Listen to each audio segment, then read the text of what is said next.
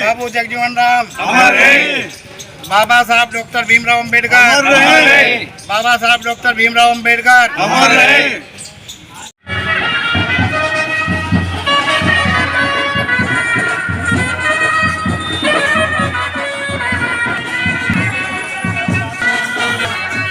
जय बना दिया भारत का साहित्य सुतस्कर हैं।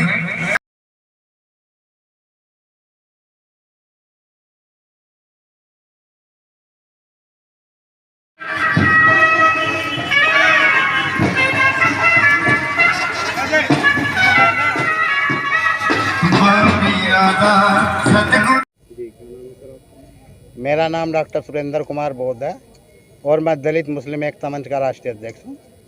आज मुजफ्फरनगर में आना हुआ आपका? मुजफ्फरनगर में इसलिए आए, मुजफ्फरनगर की सरजमी से प्रतिवर्ष की भांति इस वर्ष भी बाबू जगजीवन राम समाज सेवा समिति द्वारा उनके राष्ट्रीय अध्यक्ष वीरेंद्र कुमार जी द्वारा जो प्रतिवर्ष की तरह जयंती मनाते हैं, इस वर्ष भी शोभा यात्रा का आयोजन किया गया और हमें इनवाइट किया गया बाबू जगजीवन राम की जयंती के उपलक्ष्य में। क्या कहना चाहोगे उनकी जयंती के बारे? बाबू जगजीवन राम की जयंती के बारे में तो मान ले जितना भी बाबू जगजीवन राम के बारे में कहा जाए उतना ही कम है। पहली बात तो हमारे गौरव रहे भारत देश के सर्वप्रथम दलित समाज से उप प्रधानमंत्री पद से सुशोभित हुआ है और जी यहाँ तक उन्हें ऐसे अहम मंत्रालय को संभाला गया जैसे रक्षा मंत्री भी हुए। आपके इसमें आपका गृह मंत्रालय को भी उन्होंने अच्छी तरह बेखूबी से संभाला है, आपका रक्षा मंत्रालय भी, और यहाँ तक जिस भी मंत्रालय में बाबू साहब जगजीवन राम को जो जिम्मेदारी दी गई है बहुत बेखूबी से निभाई गई है। और वहाँ पर जितना भी पिछड़ा दलित शोषित समाज के उत्थान हेतु जोन से डिपार्टमेंट में रहे, प्रत्येक डिपार्टमेंट में बहुत अच्छी तरह वैकेंसी निकाल ली, उन्हें रोजगार प्रदान किए गए। और हमारे समाज में ऐसा महान आदमी, ऐसा स्वतंत्रता सेनानी, ऐसा ये कहिए कि मान लिया एक समता दिवस के रूप में हम जो बाबू जगजीवन राम की जयंती मनाने का काम कर रहे हैं वो भी हमारे लिए बहुत कम है, क्योंकि बाबू जगजीवन राम ने देश के लिए यहाँ तक अपनी संपत्ति क्या अपना सब को निछावर कर दिया। जबकि हम चाहते उद्योगपति भी बन सकते थे, लेकिन उन्होंने समाज का रास्ता अपनाया, समाज सेवा का रास्ता अपनाया, राजनीति में प्रवेश किया और यहाँ तक बाबा साहब के साथ में संविधान सभा के सदस्य भी रहने का काम बाबू जगजीवन राम ने किया है।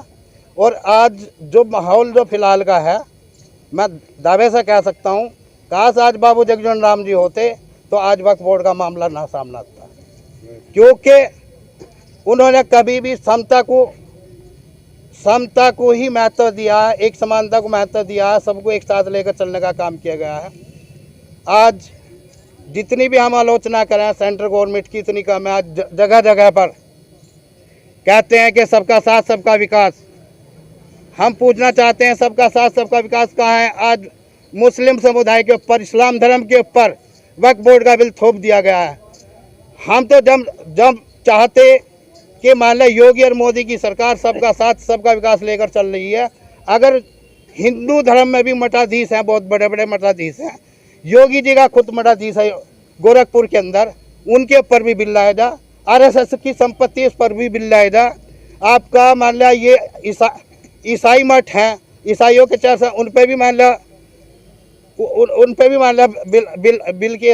बिल लाया जा। लेकिन तुष्टीकरण की राजनीति इस देश के अंदर जो की जा रही है वो एक धर्म को परेशान करने के लिए की जा रही है।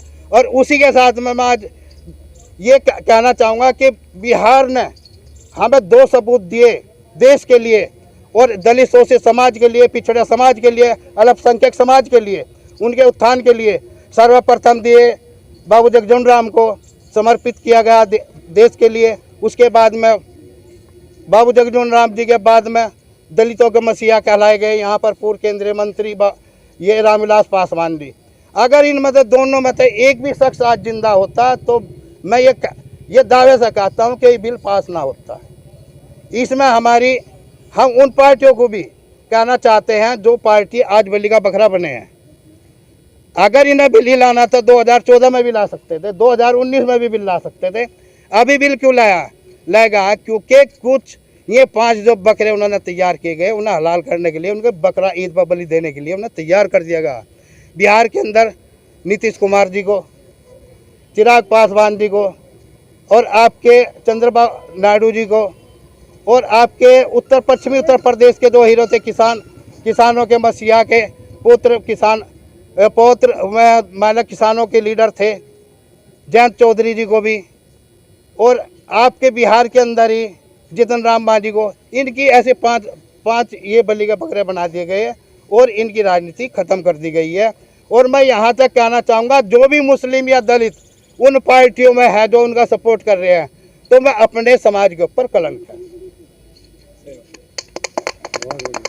डॉक्टर सुरेंद्र बोध, डॉक्टर सुरेंद्र बोध, दलित मुस्लिम एकता मंच, दलित मुस्लिम एकता मंच।